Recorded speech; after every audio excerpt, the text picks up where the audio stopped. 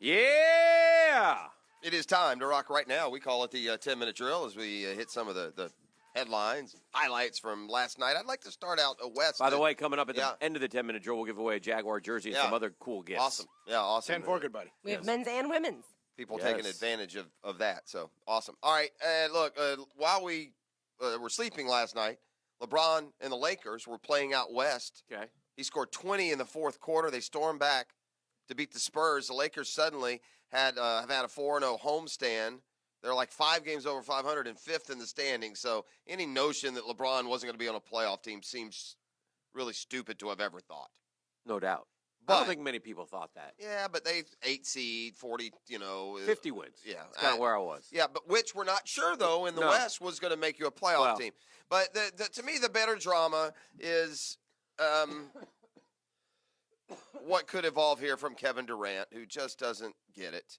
Durant, as part of an article on just what it takes to play with LeBron James, says that playing with LeBron makes for a, quote, toxic environment. You ready? Oh, boy. Quote, so much hype comes from being around LeBron from other people. I wish I could have that hype, too. He did not have. He has so many fanboys in the media. Wish I would have those fanboys, but you all don't like me. Even the beat writers just fawn over him. You guys ask me hard questions and don't like me. I'm like, we're playing basketball here. It's not even about basketball at a certain point. So I get why anyone wouldn't want to be in that environment because it's toxic. I'm not going there. Especially when the attention is BS attention, fluff. It's not LeBron's fault. It's just the fact that you have so many groupies in the media that love to hang on every word.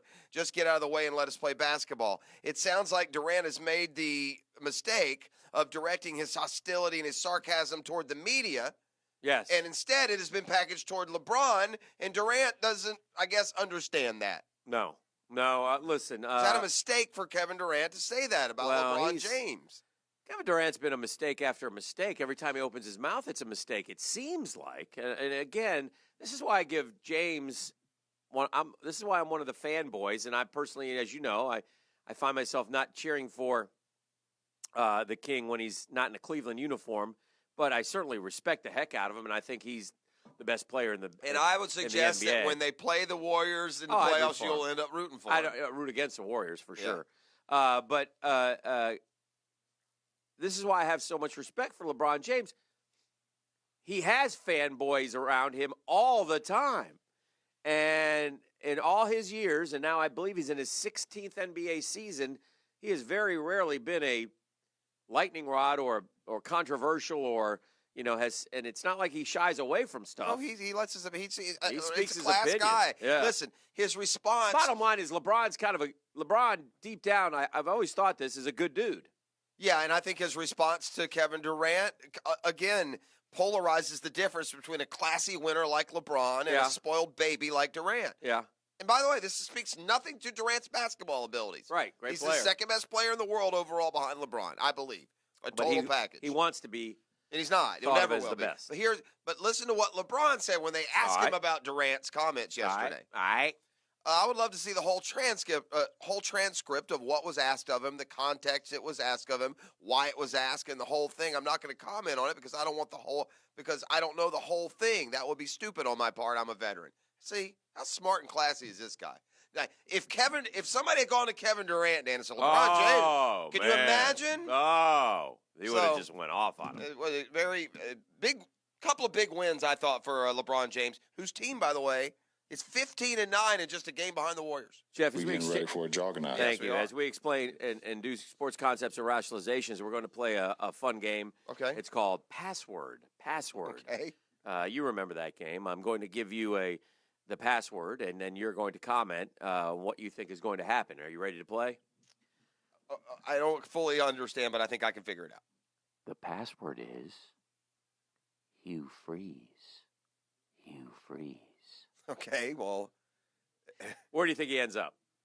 Man, you are on this Hugh Freeze train, my friend. You must be following something that has all these Hugh Freeze updates. I have not even seen Hugh Freeze's name in print in all the various places that I've been reading and researching. So he's the linchpin of the FSU? Entire coaching carousel. No, I think he's going to end up personally Alabama.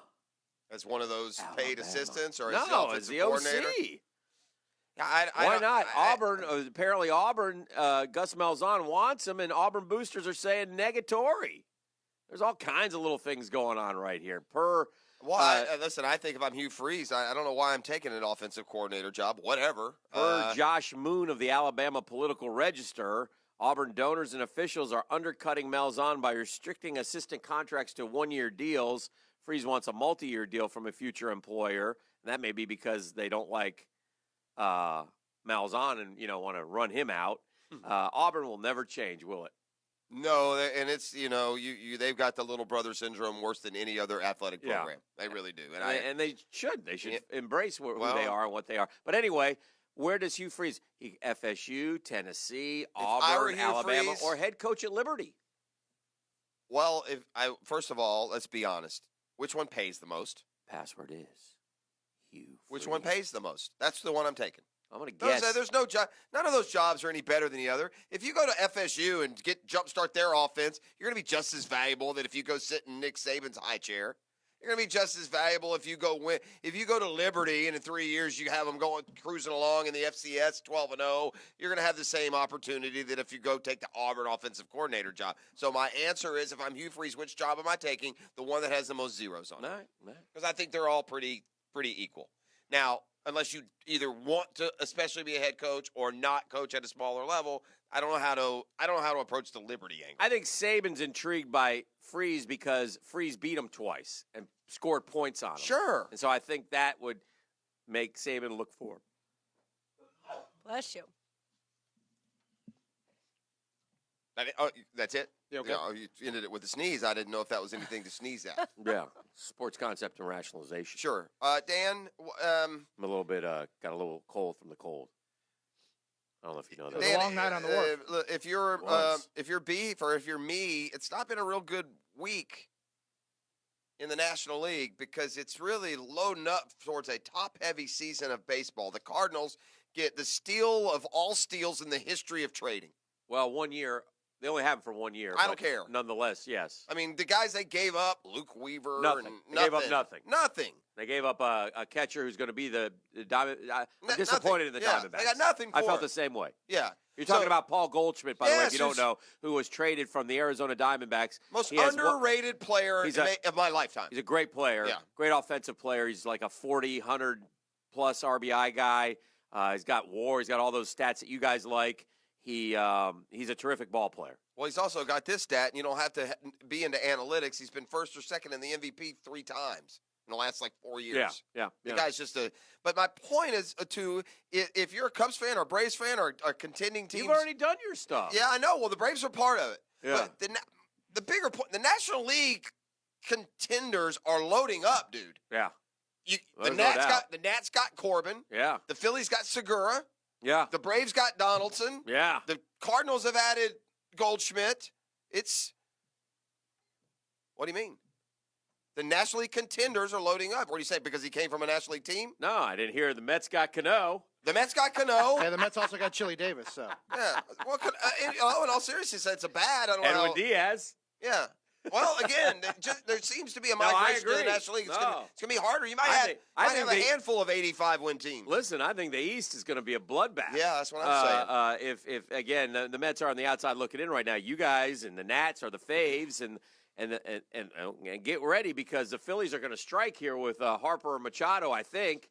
That'll be interesting. And the Mets, I know, are not done. Apparently sitting on a blockbuster here. The big deal is they're going to pry Real Muto from the Marlins here, and we'll see what happens after that. But that'd be a good get. Yeah, well, you got to give to get, though. Remember that. So they give him Cano. No, they're going to give him. They might give him Conforto, though, which is I wouldn't, but nonetheless. Anyway, but you're right. The big dogs are all trying to get players. What struck me more was the National League East, but because it was Goldschmidt yesterday, that does stand out as well. The Chubs better do something. I don't know what they're sitting back waiting for. Maybe they're planning on getting Harper, you know? And, listen, it's been an awful lot, and Harper and Machado, the two big pieces, haven't fallen yet. Why haven't they fallen? What's the holdup? Probably. And I can't imagine. To see if, by the way, how gargantuan the I deal can't is. imagine the Yankees don't do something major. They're getting shut out with guys that they publicly are after. Because, especially coming off a year where the Red Sox won it all. Yeah. The Yankees never do nothing when the Red Sox won. All right, let's go to Nashville. Jaguars and the Titans tonight. You've already said you don't like the Jags' chances. We've already chronicled Thursday Night Football, how tough it is. So let's delve into the quarterback, Cody Kessler. Give me his numbers tonight, his numbers. Cody Kessler, what will he do and accomplish? Here's what. And by the way, if you're Scott Milanovic, let me throw you a bit of advice. Throw some gadgets in there, man. You got trick plays, use them. Yeah. You got nothing to lose here. Yeah, boring. Go have fun. Yeah, boring and simplified is not the way to go through life, my friend. I mean, you're helping yourself here down the road. You most likely are not going to be back on this staff because they're going to get a new OC, and it probably won't be you. So my thought on Cody Kessler tonight is that the fraction of the fan base who thinks that Cody Kessler might be the answer will get their cold bucket of water dumped on them tonight. I would agree. I mean, it's an awfully hard spot. The Titans are a really good defense. The Titans tear the Jags up when they have their front line top 5 draft pick players in place. So I think the Jaguar offense overall will struggle. I think Cody Kessler will struggle. Yes. I think he'll turn the ball over. Yeah. And I think that the Titans at home, still in the playoff against a team who's they're in their head, will end up winning the game by 10, 15 points. I think, honestly, with the 4 games left, I mean, to me, I think the Jags can beat the Redskins here. I think that would be their last. I think they can beat the Dolphins, too. The Dolphins don't maybe scare down me there. one I bit. got one more. I'm going to jump in here. Okay. Because ESPN asked their writers, Graziano, Sando, and Field Yates. Do you know those guys? Sure. Those are their NFL national writers, to project the 2019 starting quarterbacks for all 32 teams. Okay. Especially the 10 needy teams. Okay. So the first team out of the gate was the Jags. So I was curious, like Whiskers, who they project to be. I think they will project. Of the 3, did any project Blake Bortles? Question number 1. As the starting quarterback in 2019? No. Correct. 2 for a draft pick, 1 for a veteran. I was going to say, I would have said that. I would have thought that they would have been going for a draft pick. And that draft pick is probably Haskins. It's a good guess. It's a 2 for Justin Herbert and 1 for Tyrod Taylor. Here's what is said. And this, again, here's the Monday morning quarterback by the Graz man. This disappoints me because, you haven't done your homework, but I'm not going to get in an argument with you. The Jaguars are a year late with their entry into the quarterback market. Well, again, you're kind of 2 years late, but whatever, Graz. You know everything. They should have called Kirk Cousins last year and certainly should have addressed the position in the draft. Fortunately, it appears they'll be back in their accustomed top 5 spot. Why is that fortunate? Oh, because they're going to get a quarterback. So I say give them Oregon's Herbert, the top quarterback in this year's class. Who's not coming out. And they end up getting lucky, yeah. What to do with Bortles doesn't much matter. They could cut him, owe him only $6.5 million in guaranteed money next year, and get by with a rookie who's making very little, making their total quarterback spending reasonable. They could keep Bortles as the backup, even at a $21 million cap number for the same reason. Point is, it's past time for the Jags to think about a post-Bortles future. Well, I think they have. Wow, thanks, Dan. Well, we moved on to that when Cody Kessler got the starting Yates says the Jags seem to have cast their die when they inked Bortles to a 3-year deal this offseason that would carry the hefty dead cap charge. The narrative has changed now that Bortles was benched. How can they keep him as a starter if Jacksonville keeps losing and gets a top 5 pick? Herbert or the top-ranked quarterback prospect, if Herbert decides to return to school, makes a ton of sense. I don't think the Jags are going to get the top-ranked quarterback prospect. I think the Giants are going to draft him for him and take a QB. They might. This notion that you're going to have your pick of the litter at number 11, I'm not sure is accurate. Sando says the Jags effectively made a 2-year commitment to Bortles last offseason, which puts them in a predicament. Maybe they do bring in Taylor, who is a free agent after the season, in hopes of his low turnover style lets the Jags win with the defense and ground game. I expect them to redouble their efforts to field the defense and ground game to support a limited quarterback. They could draft a prospect as well, even if he doesn't start right away, and monitor the Eli Manning situation. So that's what they say about the Jags. Yeah, Eli Manning wouldn't make a lick of sense. You'd have to pay him as much as Bortles, and he's so old he won't last long. Am I going to pay Eli Manning for 1 year? Yeah, it's right. Yeah. If you're going to get a veteran, you're going to get a veteran who. Well, like a Tyrod Taylor. Yeah. You're going to decide, well, I'll pay Tyrod Taylor what I'm paying Bortles, and he's better. Yeah. Well, and then I'm going to draft, like you said, one of those guys. Haskins is really growing on me. Watching that kid the last 2 or 3 games, he's better than I thought he was. Well, he will be I think he will be. By the time they're done. Well, for sure of the 3, he'll be the top guy of the 3 Heisman finalists, obviously. But those are different circumstances. But I think he will go ahead of. I think he. Well, I don't know. I think he could go ahead of Herbert. I don't know enough about Herbert. He was hurt a little bit this year. They say he's going back, right? Isn't that what he said? That's been the rumor.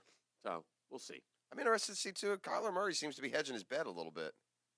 Why he would do that? He's intriguing. I guess if he's, you know what, I would say this. We say, well, baseball, you make more money. Well, no, that's not true. If you're a top 5 pick in the NFL draft, he's probably going to make more money than baseball will pay him. In baseball, you better make it to the majors, or that signing bonus. That's going to be all you're going to get. Yeah.